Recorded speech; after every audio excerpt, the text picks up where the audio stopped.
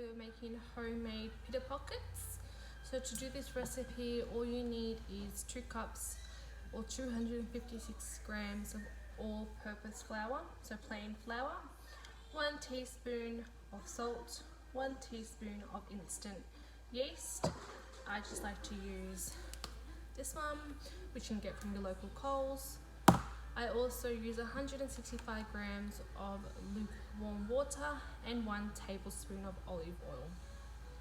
So I like this recipe because you just chuck it all in the bowl. So to start with, we will put in the 256 grams of all-purpose flour. Then we're going to add in the 1 teaspoon of salt. Then 1 teaspoon of instant yeast.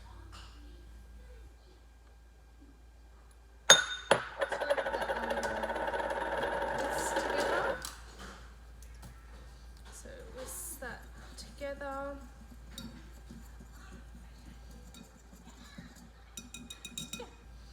Then we're going to add in the water. I pretty much add in all of it, so the 3/4 cup or 165 grams, however you prefer to measure it. And then I just mix it with a spatula. And you want it to be sticky, but not too sticky as well. So we'll just mix. And I just do it all in the bowl. That's pretty much majority mixed, and then I'm going to add in the olive oil. So add majority of it in, and I keep a little bit over to rub on the top.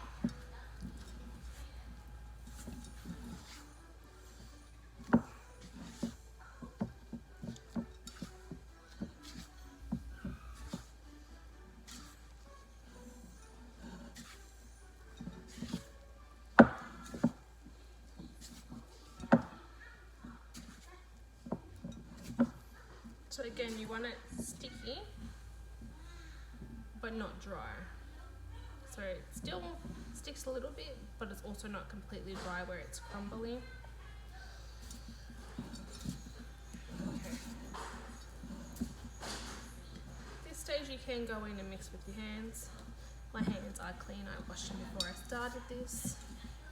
We're just gonna give it a quick mix in the bowl. Like that. Very simple, easy. Just do that, put it in a bowl and just drizzle the rest of the olive oil and rub it. Now you want to cover this and let it rest for an hour and a half in a warm space.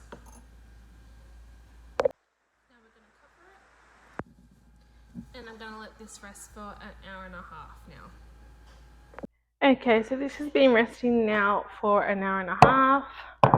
What we're going to do is we're just going to flour our board. And tip this out.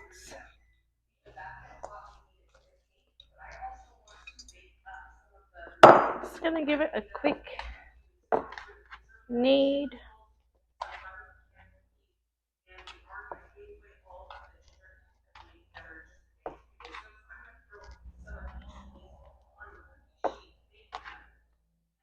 And now we have to divide these into 6, roughly around 73 grams. So I have some scales here. I'm just going to break a bunch off and measure it. A little too much.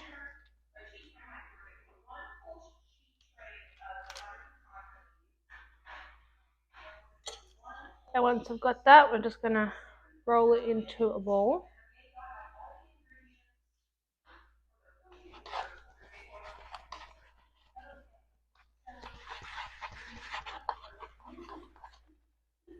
Just into a ball and sit it here. So I'm going to go ahead and do that with all 6, and we'll be back. So I've just weighed all those out. Now we're just going to roll them into a ball.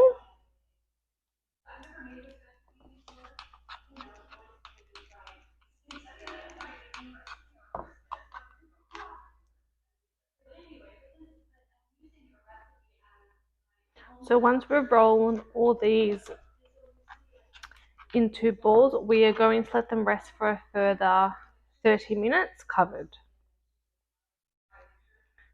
So once the 30 minutes is up, we will then roll them out and let them rest for a further 15 minutes, and then we'll bake. Okay, the last one.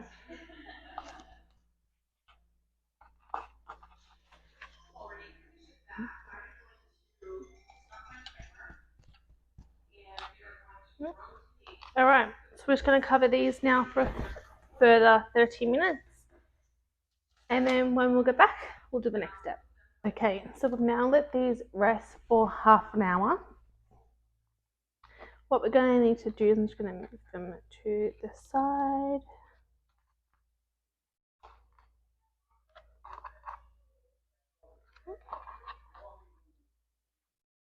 Just going to flour the board a bit more. Put this down, and then we're going to roll it out. My big rolling pin. It's the only one I could find, but we make do. Just keep turning it until you get it to the thickness that you want. If you do roll it too thin though, it won't puff up properly. I need to clean that off because it's sticking.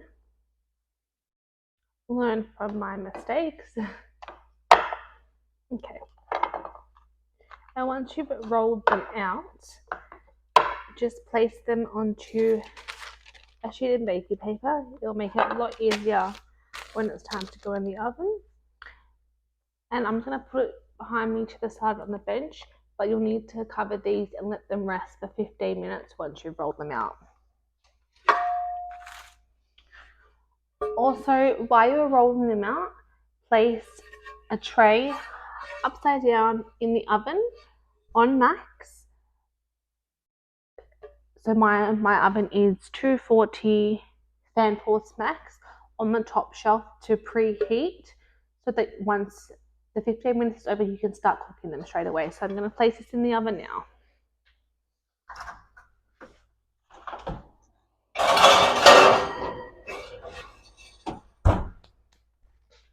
Alright, I'm just going to roll another one out with you.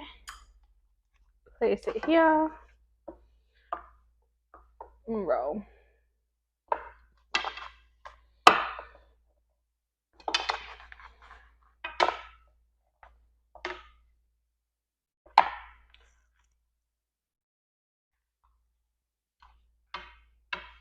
If it sticks, just flip it over or add more flour to the top.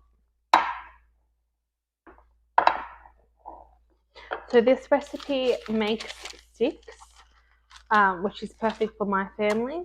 But if you want more, you just double, triple, whatever, for how many ever you're wanting to make. I love this recipe because it is so quick and easy to make. And the best part is you only need to mix it all in one bowl. So I'm just going to roll all these out and I'll be back. So I'm up to the last one now. So once this is all rolled, again, rest them for 15 minutes and then place them in the oven. Some people do it on the stove top. I prefer the oven method. I just find it the easiest for me. I have them resting over here near my stove. Just going to cover them for the 15 minutes. And I have my tray preheating in the oven at max fan forced. Okay, the pita pockets have been resting for 15 minutes now.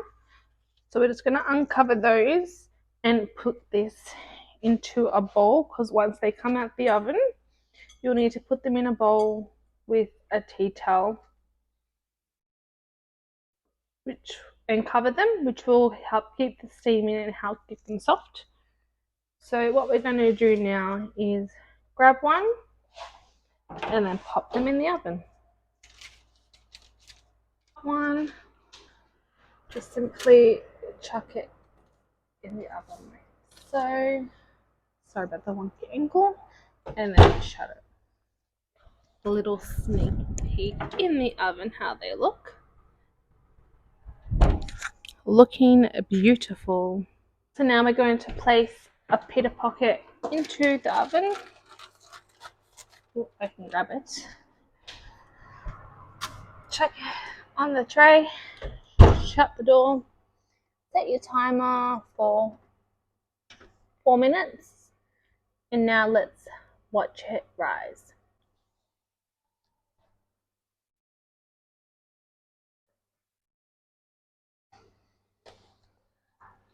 Mind my dirty oven door. I know it needs to clean.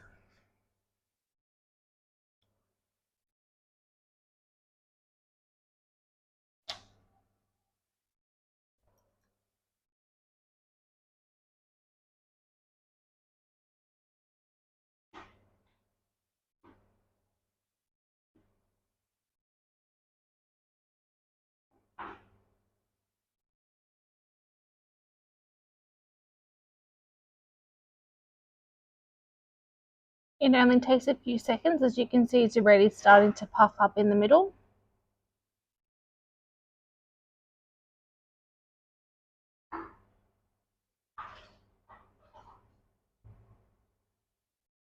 And any second now, it will start to completely pop up.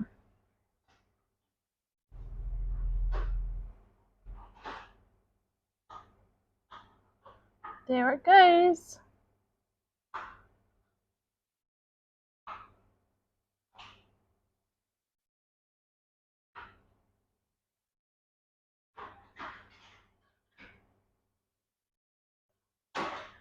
Okay, so there goes the timer. Now that they're ready, take them out of the oven. Place them into your bowl, basket, whatever you prefer, and make sure you cover them. Cut one open to show you what it looks like on the inside.